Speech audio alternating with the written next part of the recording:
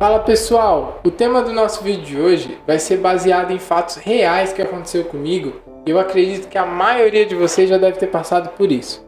Bom, todo dia, às 9 horas da manhã, existia uma enorme reclamação dos usuários dizendo que o sistema tá lento. Fala, cara, o sistema tá lento, o sistema tá lento. Eu falei, pô, mas o que tá acontecendo? Por que o sistema tá tão lento assim?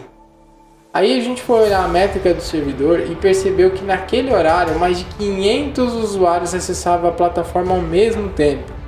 Cara, mas pô, 500 usuários acessando ao mesmo tempo, o que estava acontecendo? Tava dando uma sobrecarga enorme no nosso servidor de aplicação. Legal, Ayrton, mas como vocês resolveram esse problema? Esse vai ser o tema do nosso vídeo de hoje. Eu vou ensinar para vocês como que a gente conseguiu resolver esse problema adotando as estratégias de escalabilidade. Então, bora lá, galera! Estou compartilhando com vocês um mapa mental que vai nos ajudar a entender todos esses itens de escalabilidade, fechou? O primeiro item que eu compartilhei com vocês lá atrás foi a história. Um case real que aconteceu comigo e eu tive que aplicar na prática a escalabilidade. Mas o que é a estratégia de escalabilidade? Eu fiz um breve resumo dizendo o seguinte, escalabilidade na área de computação é a melhor estratégia para aumentar a capacidade do processamento. O que isso quer dizer? Quando eu preciso aumentar a capacidade do processamento de um sistema, de um servidor, de um banco de dados, eu faço a utilização da estratégia de escalabilidade. Legal, mas existem dois tipos de escalabilidade. A escalabilidade vertical e a escalabilidade horizontal. O que isso quer dizer, galera? A escalabilidade vertical é quando eu aumento a potência de um servidor. Ou seja, o que quer dizer a potência de um servidor? Ele tem 2 GB de memória. Eu vou colocar 4 GB de memória nesse servidor. Eu estou aumentando a capacidade vertical desse servidor. Eu estou aumentando a capacidade física desse servidor. Então imagina assim, para nossa aplicação eu tenho apenas um núcleo de processamento. E eu quero colocar 2 núcleos de processamento para nossa aplicação. É uma escala vertical, perfeito? Agora, a escala horizontal acontece de forma diferente. A escala horizontal, eu divido a nossa aplicação em vários servidores para conseguir atender as demandas do usuário. Por exemplo, eu tenho várias máquinas trabalhando para conseguir atender as 500 requisições que o meu usuário pediu para mim às 9 horas da manhã. Ou seja, os meus usuários estavam se conectando às 9 horas da manhã e tinha uma demanda de 500 requisições. Quando eu aplico a escala horizontal, eu pego aquela aplicação e coloco em vários servidores para conseguir atender toda essa demanda de forma balanceada. Fechou? E quando eu devo aplicar a escalabilidade? Quais são as situações que eu devo aplicar? Quando há um pico enorme de usuários conectados na plataforma. Por exemplo, aquela história que eu contei para vocês no começo. De manhã, às 9 horas da manhã, existia um pico de 500 usuários tentando se logar no sistema. Então, a gente aplicou o conceito de escalabilidade. A segunda maneira que a gente pode aplicar a escalabilidade é quando acontecer várias lentidões na hora de responder os usuários. Então, por exemplo, o usuário está tentando navegar no nosso sistema. Está acontecendo muita lentidão, ele está percebendo muita lentidão naquele processo. Então, é a hora da gente olhar os números e ver se faz sentido a gente aplicar a escalabilidade nesse momento. Fechou? Um outro ponto comum que a gente, na certa, pode usar escalabilidade é quando acontece vários erros de timeout. Então, o que é erros de timeout? Quando o usuário faz uma requisição para a nossa aplicação e a nossa aplicação demora mais de 30, mais de 60 segundos, dependendo da situação, de responder para ele. E aí o que acontece? A própria requisição ela é cortada no meio do caminho. Então, por segurança, inclusive, a gente corta essa comunicação para ela não ficar gargalando os outros processos. Então, esse timeout é um corte de requisição que é feita em um determinado período, onde o servidor nem conseguiu responder aquela solicitação que foi feita para ele. Então, nesse momento, é a hora da gente olhar e ver se faz sentido aplicar a escalabilidade.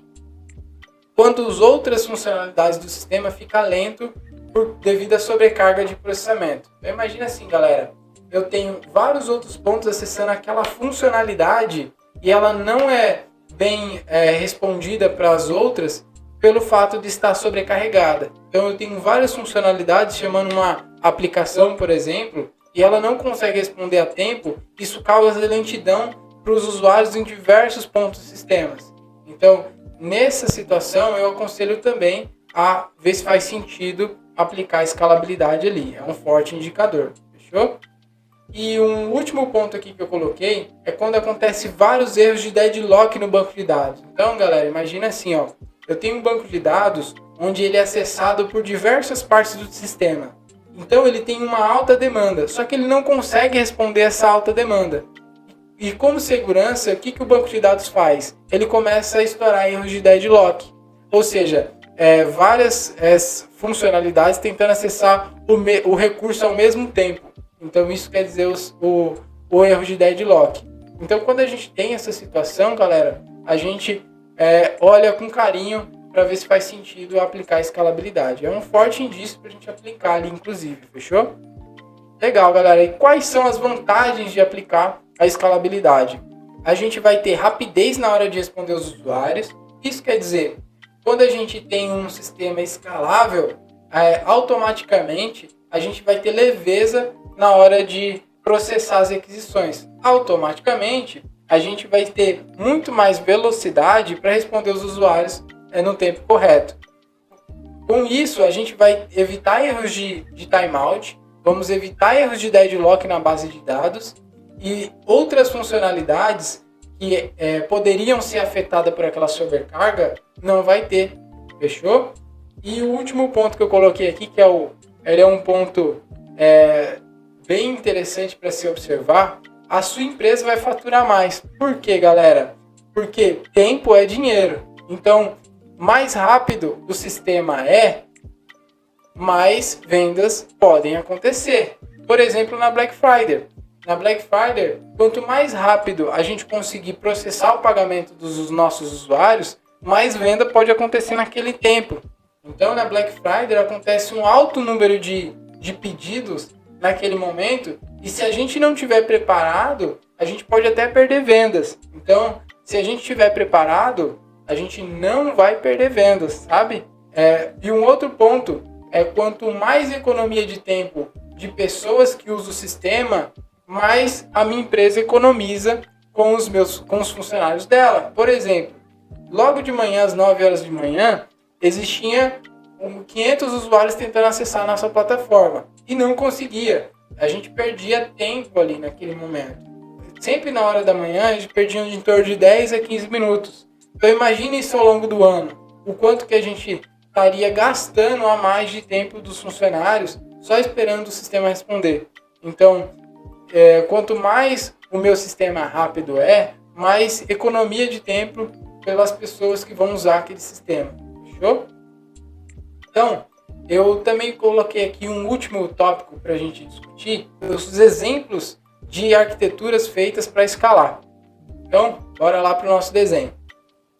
No nosso primeiro desenho, galera, eu estou apresentando aqui para vocês o problema de sobrecarga, tá? Então, olhando aquele cenário de 500 requisições sendo processadas, passadas para o nosso front-end pela tela de login, para um servidor que tem um núcleo de processamento, um core de processamento, com 256 megas de memória. Esse servidor estava respondendo tranquilamente para os usuários. Mas qual que era o ponto de gargalo? Era na API. A API estava recebendo 500 requisições e não estava dando conta de responder elas na hora. Porém, olha só, esse servidor tinha um núcleo de processamento, um core de processamento, com 256 megas de memória. Ele era o gargalo da coisa toda. Olha só que interessante. A nossa base de dados, ela tem 8 núcleos de processamento, 32 GB de memória, com um SSD de 500 GB. E ela estava respondendo tranquilamente a API. A API estava demorando muito para processar. Então tinha um alto pico de processamento aqui. E aí a gente tem dois tipos de escalabilidade para a gente aplicar para solucionar esse problema. O primeiro tipo é a gente aplicando o conceito de escalabilidade vertical. Ou seja, se tinha um núcleo de processamento, eu aumentei para 2 núcleos de processamento. se tinha 256 MB de memória, eu aumentei para 2 GB de memória.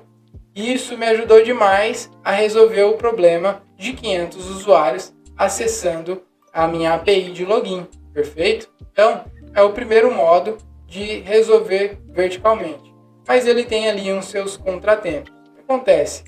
Quando eu dobrar a capacidade de usuários acessando a minha tela de login, pode ser que eu volte a ter alguns problemas. E aí a gente pode rever um pouco desse número de processamento. E aí, galera, a gente vai para a solução número 2, que é escalar de forma horizontalmente. Ou seja, eu pegar aquele servidor que estava gargalhado e duplicar ele. Em vez de eu ter um servidor apenas com a minha API, eu vou ter 2 servidores com a minha API. Então aqui nesse momento eu estou aplicando a escala horizontal. Então vamos lá. 500 usuários têm que fazer login no meu sistema. Lembra que o servidor de front-end está tudo ok com ele está conseguindo responder. Só que o que acontece? Aqui ele vai passar para um balanceador de cargas para ele começar a dividir essa carga entre os 2 servidores. Beleza? Então dos 500 requisições, ele vai dividir 250 para cá e 250 para cá. Enquanto um vai processando, o outro também está processando. Então eu estou dividindo, estou balanceando a carga. Isso, galera, acontece para a gente conseguir dar vazão a diversas requisições que estão acontecendo no meio do caminho. Então isso aqui é o conceito da escalabilidade horizontal. Eu estou colocando mais servidores com a minha aplicação e estou dividindo a carga entre servidores. Perfeito? E olha só que interessante, o nosso banco de dados manteve. Ele está conseguindo responder as 500 requisições num tempo legal. Então, qual que era o gargalo? O gargalo era o nosso servidor de back-end. Fechou? Então, galera, é isso. E eu queria saber a opinião de vocês, se vocês gostaram da aula. E ia pedir para vocês comentarem aqui embaixo se curtiram, se tem algum ponto de dúvida que eu possa esclarecer para vocês, tá bom? Então, até a próxima. Valeu, galera!